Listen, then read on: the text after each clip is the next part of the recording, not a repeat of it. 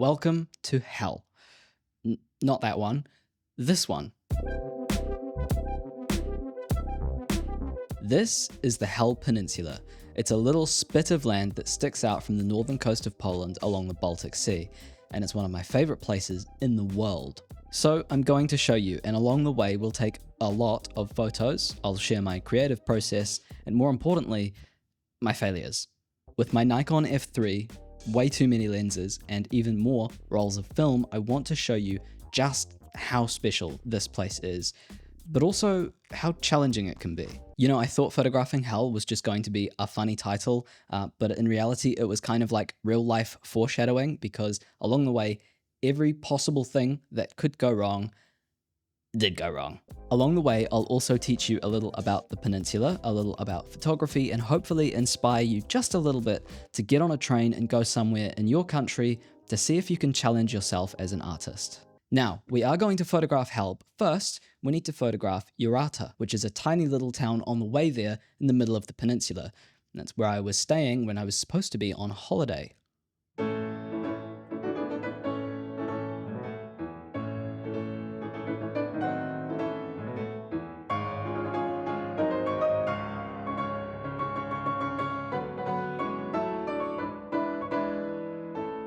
Look at it. You see a lovely beach, some pretty forests. It's a nice little seaside town. It's the perfect place for photography, but not for me. The slower pace, the calmness, the fresh air, it's just all too relaxing for my workaholic all or nothing personality. And while that might have resulted in a few creative struggles, I will admit, every now and again, I do actually need to slow down for a little bit or my head would explode like a hot air balloon in a microwave. I shot this whole project on 35mm film on my Nikon F3, as well as one of these Kodak waterproof disposables, which I had low expectations for, but it actually really surprised me. I also treated myself. I picked up some cold stored Fujifilm Provia 100, which I've actually never shot before. I really love slide film, and I really love the look of Provia when I see it online. To me, it sort of looks like the kind of photos you would see in National Geographic like 30 years ago. On the first day of any photography trip, I usually like to do what I call a postcard roll. What's a postcard roll? Usually it's the first roll of film where I go and I shoot all of the obvious low-hanging fruit, scenic stuff and act like a tourist. That way I can get it all out of my system, and after that, get a bit more creative. With this postcard roll, I'm shooting Kodak Gold in the Nikon F3 with this 35mm f2.8 AI, which to be honest was basically the only lens I used most of the time.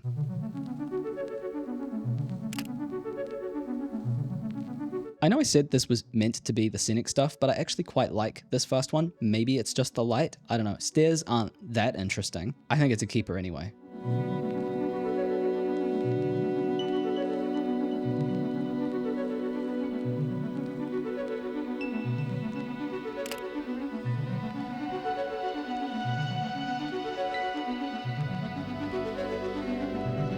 Unfortunately, the weather on the peninsula changes really fast and the forecast is basically useless. It's such a small piece of land that's so exposed that you just kind of have to pack for every imaginable weather and then just hope for the best. So naturally, on the first day, I was pretty pleased to see this absolute heater of a golden hour sunset.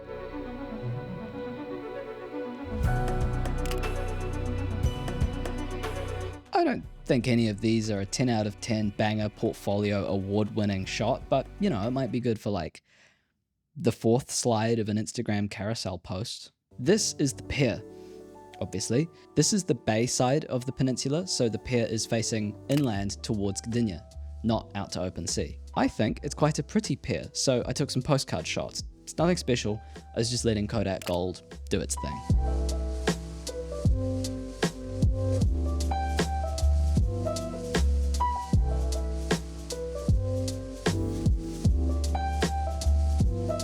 Apart from when I expose it like this, do you know how hard it is to clip your highlights on Kodak Gold? Yeah, talent.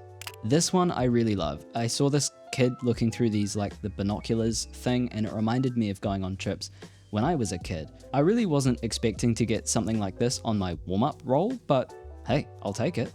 Now, if you're on the pier, you turn around and walk the other way down a street called Międzymorze, which literally translates to like in between the sea, for, I'm not joking, about 5 minutes, you get to the other side of the peninsula and the beach.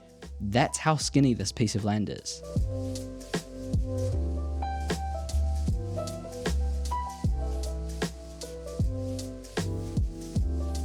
On the way to the beach, I was, for some unknown reason, compelled to take this photo of some leaves with a flash. Don't ask, because I don't know, but I kind of like it. Now at the beach, I wasn't super into getting my Nikon F3 sandy, so I also took the waterproof disposable. I'm gonna be honest, I had basically zero expectations for the waterproof camera. I thought that it was gonna be really soft and super grainy and borderline unusable. But this thing blew me out of the water, pun intended. I was actually really impressed with the lens, and I think the results look great for the most part. I think whatever this Kodak 800 ISO color film is in here kicks ass, and even though it did have a few defects and a weird frame spacing issue, I kind of liked it. It might be worth grabbing one of these and ripping the film out to shoot in my F3, maybe. Look, I didn't have my glasses on, okay? I think I might leave the underwater photography to the real hardcore Nikonos people, but I did enjoy using a camera that I could just chuck in the sand and not worry about at all. Maybe there's something to that. Since I wasn't thinking about the camera at all, maybe that's why the results were better. Maybe I put less pressure on myself. Maybe I am just rubbish at using a camera with settings. Who knows? But what I do know is that this was the first time out of many times that something went very wrong. Aside from the usual creative pressure that I put on myself, I somehow also managed to put too much mechanical pressure on my knee. To be honest, I'm still not exactly sure what in the world I did to my knee, but on the way back from the beach, all of a sudden I just couldn't walk. I was really worried that this was going to kill the whole trip, but after quite a lot of hobbling and swearing, I managed to get back to the hotel and rest. I did manage to keep going for the rest of the week, but I was mostly limping, which isn't very useful, and going up and down stairs was literally hell. I promise that's the last time I make that joke.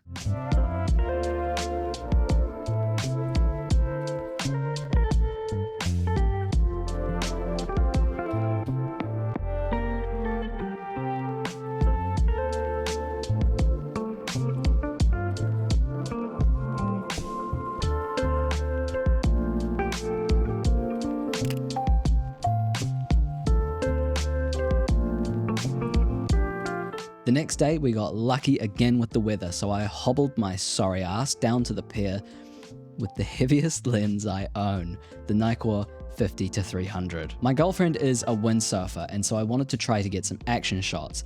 This lens didn't exactly make that easy because there's no AI connection, you have to use stop-down metering. See, if you're using non-AI lenses on the F3 with aperture priority mode, you have to do this awkward shuffle of depth of field preview, meter, hold the meter button, and then release the depth of field preview to take the photo. Basically, you have to put the Konami code into the camera every time you fire off a frame. And I wasn't loving the light. Or rather, I was, but the chromatics were definitely aberrating.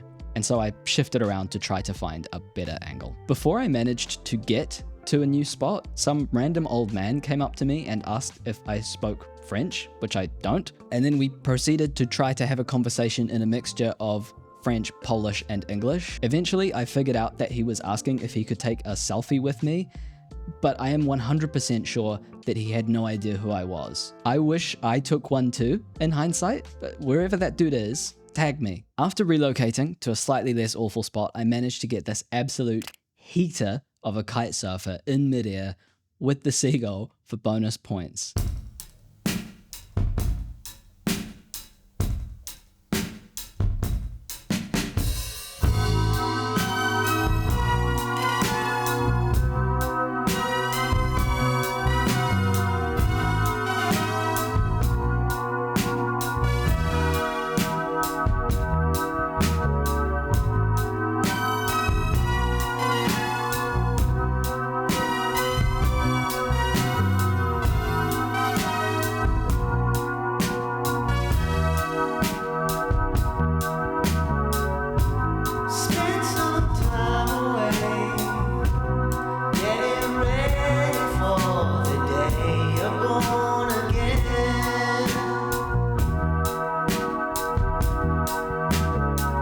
I'll take that, but overall I think most of the windsurfing photos didn't really turn out the way that I wanted them to, just because of how far away I was. Maybe next year I do need to become one of those Nikonos people and get in the water and get closer. If there's one place a fisheye lens is at home, it's in the sea. Am I right? Oh, brother, this guy stinks! The 50-300 is not very sharp, and it's not very well coated, and so for this, I don't think it did the best job. I really like how it looks for video, but for tricky conditions, shooting film, I think probably something a little bit more modern would have been better. You see that concrete thing in the water? That's for torpedo testing, and it was built by the Germans when this area was occupied during World War II. There's so much history along the peninsula, but it's not all just war stuff. This area of Poland is inside the Pomerania region, which is where the Kashubians are from. Kashubians are a unique ethnic group going back to like at least the 10th century, apparently.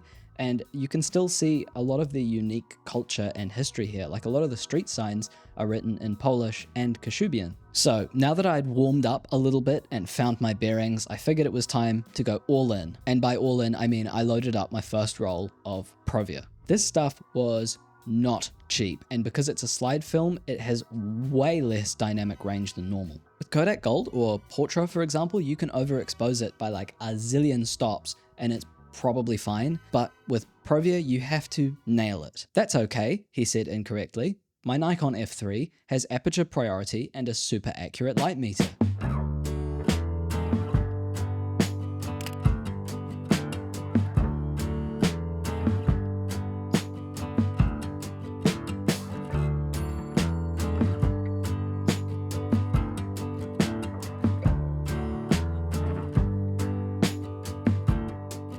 I really love how these turned out. I love the colors, I love the sharpness, and I really feel like they did give me that like Nat Geo high school biology textbook look that I wanted. I think this is the first time I noticed that the lens was holding me back in terms of quality and not the film. Now, there are a few photos on this roll where you might be noticing some odd vignetting coming from one side.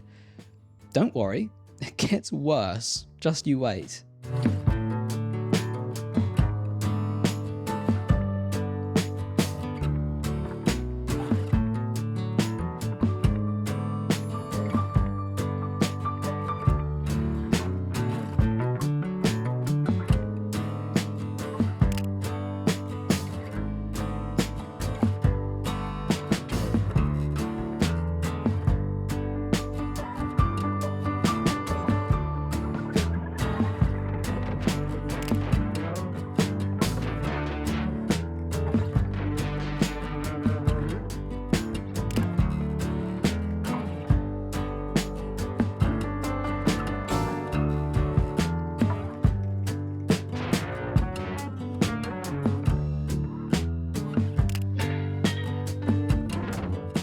After a restful night, and by restful I mean staying up until 3 in the morning watching Instagram reels, I loaded up some Kodak P3200. Why did I shoot P3200 during the day? Your guess is as good as mine. For a guy who can't eat gluten, I sure do love grain. My knees had got a little worse and were kind of causing problems at this point, so we went to Yastania, which is a town right next to Urata, to pick up a knee brace. Embarrassing.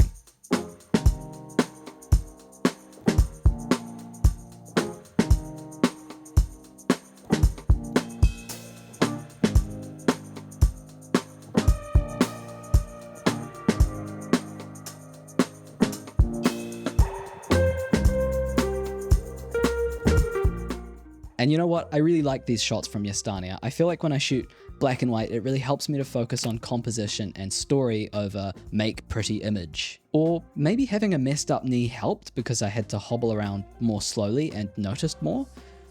I can't exactly recommend it, but hey, maybe. The next day, we got insanely lucky with the weather again, and with the knee brace, I was hobbling much better. So I decided to take a walk down the waterfront to a pretty cool location.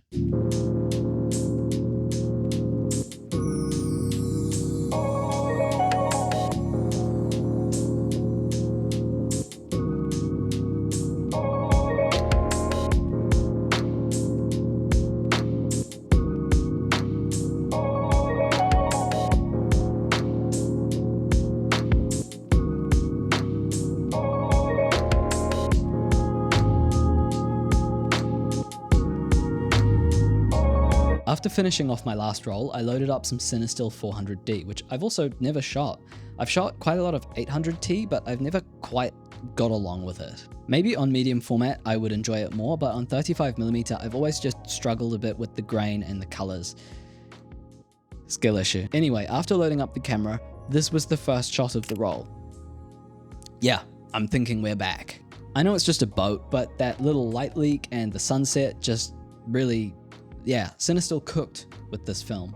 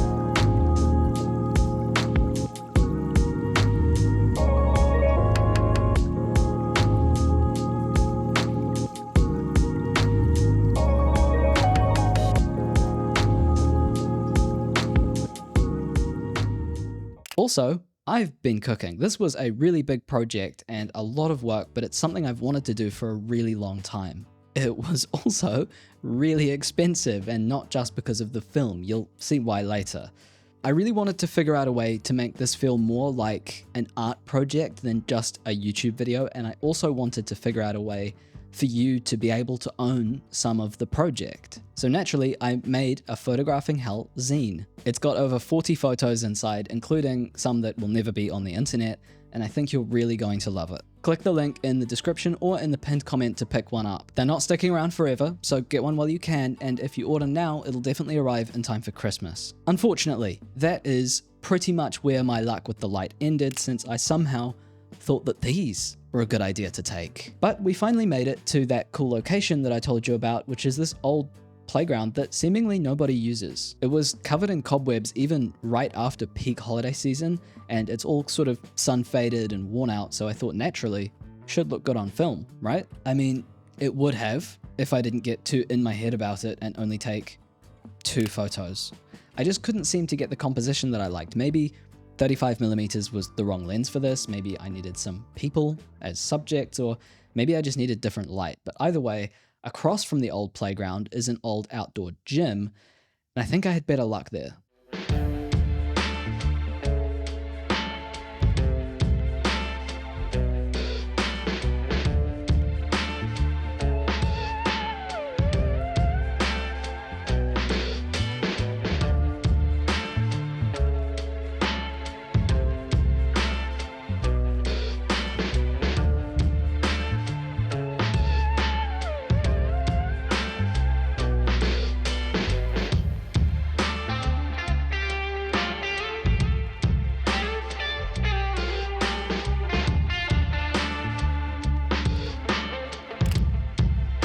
I would still prefer these with people, I think, but there's a really nice texture that the steel and sunset combination had. I think I'll definitely be trying 400D more in the future, especially on medium format. I think the halation is somehow way more manageable than with 800T, and honestly, like, who shoots photos under tungsten light, like, ever? After that roll, it was back to the beach at night with the best low light film ever made.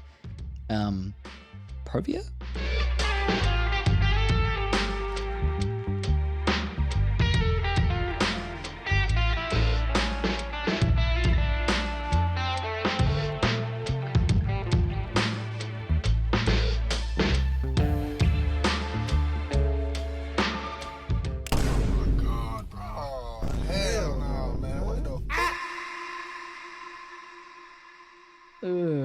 Listen, if you're shooting long exposures on the Nikon F3 and you're using mirror up mode, you need to meter before you put the mirror up. Don't ask me how it took 6 frames before I realized this. These are all exposed at 8 seconds. What can I say? I am a genius. After I realized my mistake and overcoming the urge to hurl myself and the camera into the sea, I shot a few that actually are highlights of the whole project for me. The next day, I planned to get on the train and go, photograph Hel, but the train just never showed up. So instead, we went on a walk through Urata. I started off with my last roll of Provia, and I think because of the train mishap, I wasn't quite as locked in and banger-pilled as I thought I would be, so these first few aren't my favorite. I am seriously so good at excuses. My photos were bad because I missed the train. Come on, man.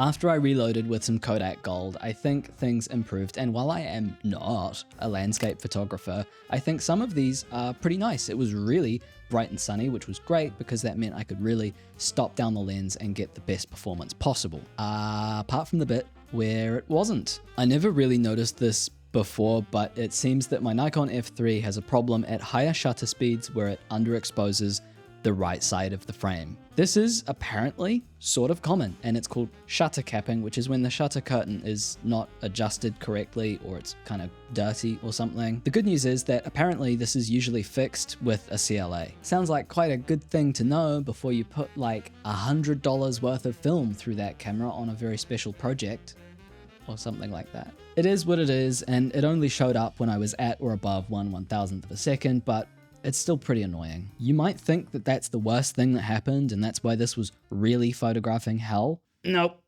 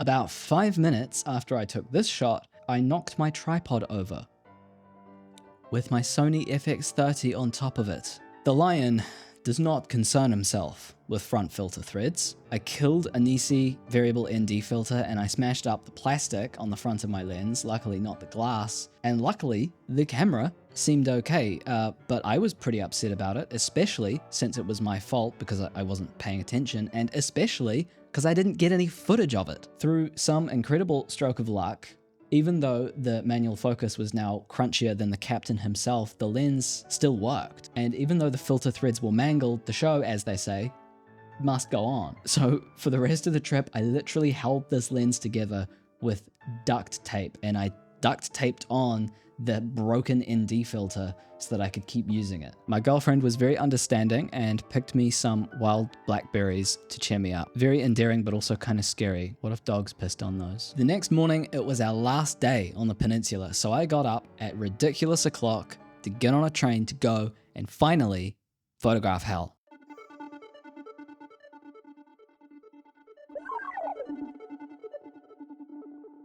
Indigo, where were you when I needed you most? Indigo, where were you when I needed you most? Needed you most. As I was walking around shooting these, I thought, finally, a day where nothing is going wrong. Apart from the bit where obviously I wasn't looking in my camera monitor, because if I did, I would have realized that I forgot to tuck my shirt in at silly o'clock in the morning. The whole time I was walking around sleep deprived, looking like a complete twit. That's right, the guy who also has a menswear channel, that's me, great. While I was walking around Hel, I found this cafe or tavern or whatever called the Helios. So naturally, I shot it on the Helios 44-2, because that's the kind of nerd that I am. This is why I don't fall in love in springtime. Hello, snow, I'm alone. This is why I don't fall in love in springtime.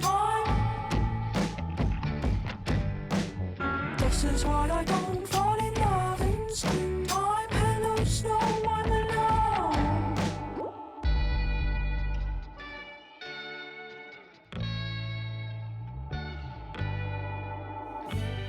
Indigo, where were you when I needed you most? Indigo, where were you when I needed you most? Needed you most. I came to you, flesh torn, origami I fall.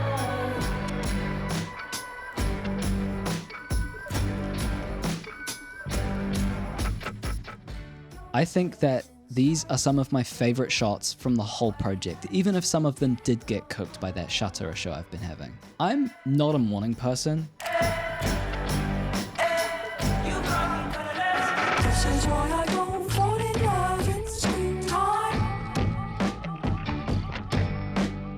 This is why I don't fall in love in springtime. Hello, snow, I'm alone. But every time I do get up at silly o'clock to go take photos, I end up really liking how they turn out. Maybe there's something to that. This sign says, warning, pipeline.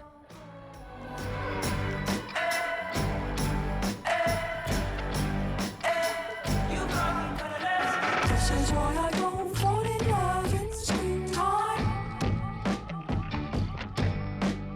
This is why I don't fall in love in springtime. Hello, snow, I'm alone. This is why I don't fall in love in springtime.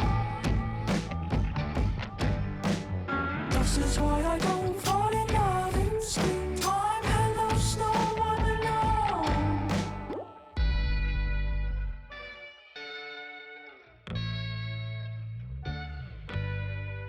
Indigo, where were you when I needed you? Then that was it. It was time to go. So I packed up all my gear, I shook the sand out of my tripod, and we went to get on the train back to Warsaw, which I would have filmed had it not been 2 hours late, packed to the point that I couldn't move my arms and about the same temperature as the inside of a kiln. It's all part of the fun. Even though this project of photographing Hel was super challenging, literally painful, and claimed the life of a very respected and loyal ND filter, if you haven't done a project like this, you're missing out. It's so much fun, and you can do one in like a weekend. Don't forget to pick up a zine, link in the pinned comment, they're gonna go fast. But also, did you know that the Nikon F3 is related to the Fiat Panda? I'm not even joking. Watch this, and I'll explain everything. Stay hydrated and create art.